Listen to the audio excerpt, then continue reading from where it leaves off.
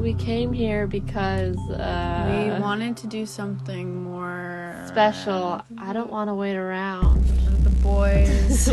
We didn't want to wait around for the next time. Wait, why are we doing Because this? we wanted to remember how it feels. How it feels to be. How it feels to be separated. Mundane. Feeling sort of. In a way, I feel so free. So stuck. Like I don't want to feel the way I did before. Stop time. Cut open the night and watch the blood fall from the sky.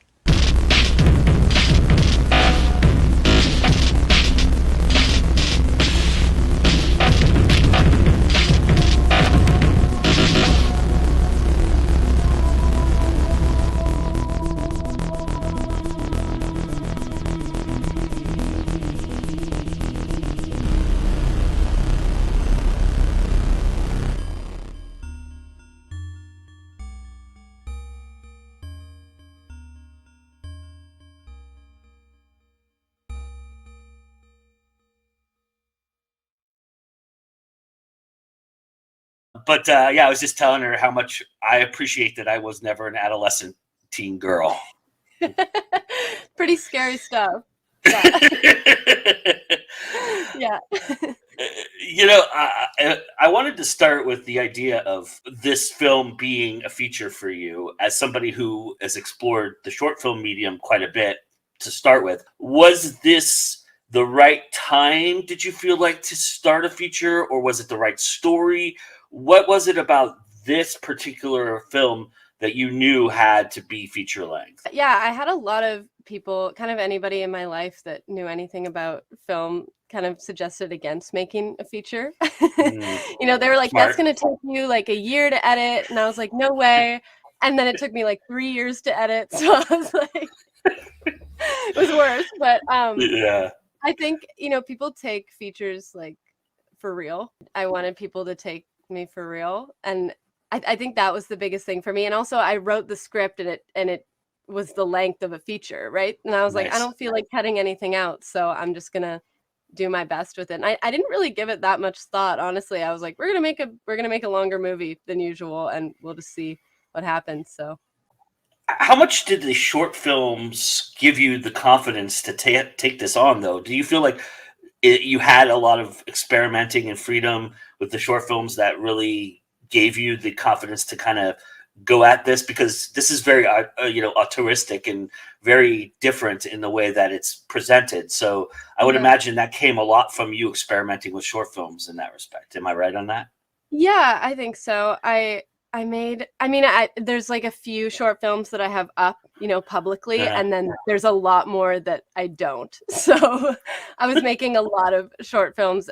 Like I started doing that when I was like 8 years old. So I probably have like 20, you know, short films that I've made, and then 5 that are available to the public. So yeah, I definitely did a lot of experimenting before this. And then you challenged your friends. You brought them all together and said, "We're making a movie."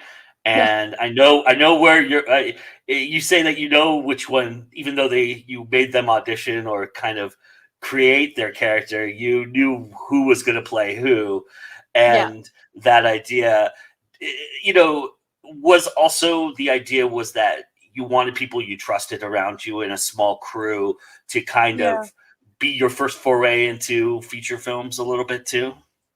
Yeah, I get nervous, honestly. Like, director role for me is interesting because it's not necessarily my personality, and I'm not that good at that role. I don't know how I would be in that role with people I don't trust and know well, you know? Mm. So for me, it was like I can only do this with people at this stage, like people I'm seriously comfortable with. And yeah, all of their characters, it was like writing it, I knew who they were, and all of those characters are just my friends with their personalities exaggerated. Like, it's just them, you know?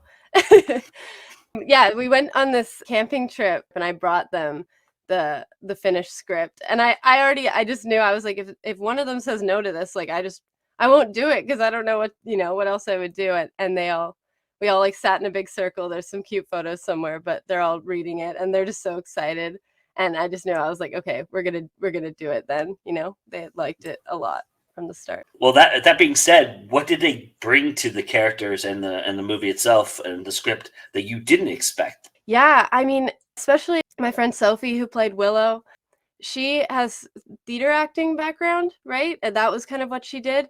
And I remember, it was like, for film acting, you want it to maybe not be as dramatic, but I realized, and I've just been talking to her about this more and more, that is her character, this dramatic and like exaggerate everything so much that became her character. And I love it now. Like it's uncomfortable, kind of weird to watch, but it's so like, I just love watching her. Destiny, who played Leader, was so mad, like so much more mad than I'd written her in. Like those scenes where she's freaking out about her glasses and everything, like I wasn't expecting that, and she just really like took it and went with it. And that was so fun to watch. We had a lot of fun filming those angry moments.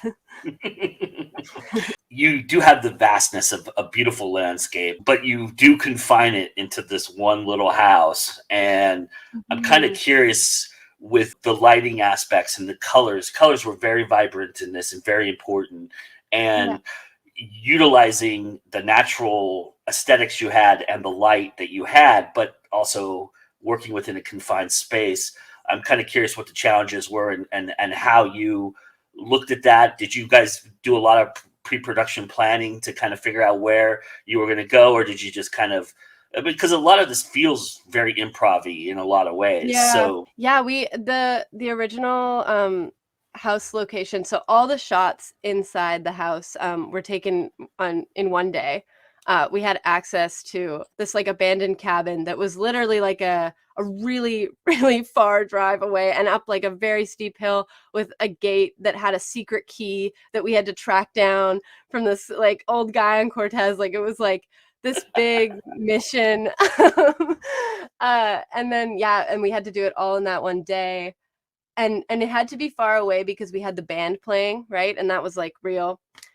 That happened like live up there, and we had to carry all the generators up. Like it was just this huge thing. So we didn't do a lot of planning. We hadn't even seen the place. We'd heard of it. Somebody told us about it, and we were like, okay, we're going to go there and we're just going to do it. We like painted some walls. We brought in some lights, and then there was a bit of experimenting throughout the day. But honestly, with a lot of those like colors, especially for the dancing scenes and stuff, that is just like luck. Like it just worked out somehow. We just got lucky. wow, that's pretty awesome. Yeah. It's good. It's good when you get lucky like that too. That's the beauty of it, right? You find it's those happy accidents. Yeah, I remember sitting when I was looking at the footage for the first time. I was back in Vancouver, kind of looking at it on my laptop for the first time, and I was just like smiling. I was turning back to my partner Henry, and I was like, "This is so awesome! Like, we did such a good job! Like, I'm so happy." I wonder if you could speak a little bit. I don't want to spoil anything for anybody. There's some devices that you use, and some things that you use that are, familiar to cinephiles and film fanatics in particular. And of course, there's the literary aspect of it. It's even referenced in the film, the Lord of the Flies kind of idea behind it. But to me, there was a lot of moments where I felt like I was watching almost a Shakespearean tragedy, a play unfold. Yeah.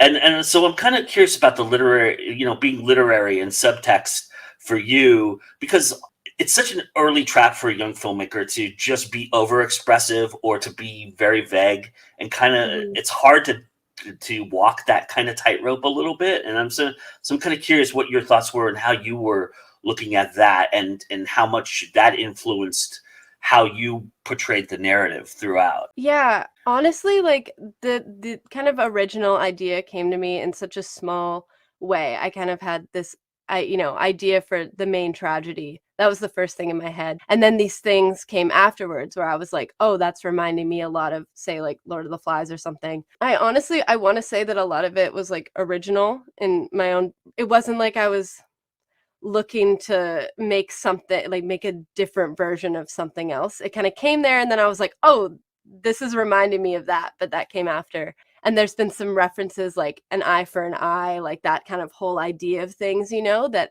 again came afterwards, where I was like, oh, that fits. Like I can see that making sense. But honestly, most of it was more of an original idea in my head. Also, the idea, the general theme is, exploring oneself and kind of finding oneself, and you do it with this idea that the wardrobe is especially interesting to me, because it's like there's a strength behind all these characters and the rules and the ideas and all that, but then you show them in vulnerable moments, and you kind of they're in sundresses, and I wonder, I'm kind of that's probably more because it was probably 1,000 degrees out there, and somebody was like, I'm gonna be uncomfortable if you put me in something other than a nice dress or something like that, right? Yeah. But it lends to the contrast, right? The subversion a little bit, and I'm wondering how much that was planned, or was it just the fact that it was 1,000 degrees and I'm wearing this, screw that. No, I actually I was living in Vancouver at the time, and I was going around to like a lot of like old vintage shops, and my whole idea for it was like, I want these girls to be like so pretty, like pretty, like flowy sundress, and then be so weird and scary, like I wanted it to like not work, like it to be like contrasting, like you said. So no, it was very intentional, and they were still hot even in the dresses. It was so hot out there. We actually had one of our girls got, I say it in the credits, one of our girls got heat stroke, like, and we had to have somebody like sub in somebody else with curly hair. It was like this big thing, but yeah, so bless her. So you have this film, you put it in Slamdance's hands. Did you look at what festivals fit? Because this is going to be an interesting film to put out there. Or did you just throw darts at a dartboard and say, whatever happens, happens? But Slamdance, I would imagine you had an aim for that, because this is a perfect Slamdance film. This is Slamdance is kind of formulaic in the fact that it has one of these types of films in it every year, and luckily it was yours this year, and we were able to experience that. But I'm kind of curious if that was an aim for you, or did you just, I'm going to throw it to everywhere and see what happens? Yeah, if I had known about Slamdance while making this, I think I would have been a lot more motivated, but I honestly didn't. I had no idea until this summer. I have a friend, Peter Kaplowski, and he told me about it, and I was like, that sounds perfect. And he was like, yeah, like definitely send it there. Like that's going to be your spot if there is one. And then I did my research then. So yeah, again, if I'd known about it ahead of time, I would have been like, wow, there's like a chance something could happen with this. But I didn't know. We came here because we wanted to do something more special. I don't want to wait around. The boys. We didn't want to wait around for the next time. Wait, why are we doing Because this? we wanted to remember how it feels. How it feels to be. How it feels to be separated, mundane. feeling sort of. In a way, I feel so free, so stuck. Like I don't want to feel the way I did before. Stop time. Cut open the night and watch the blood fall from the sky.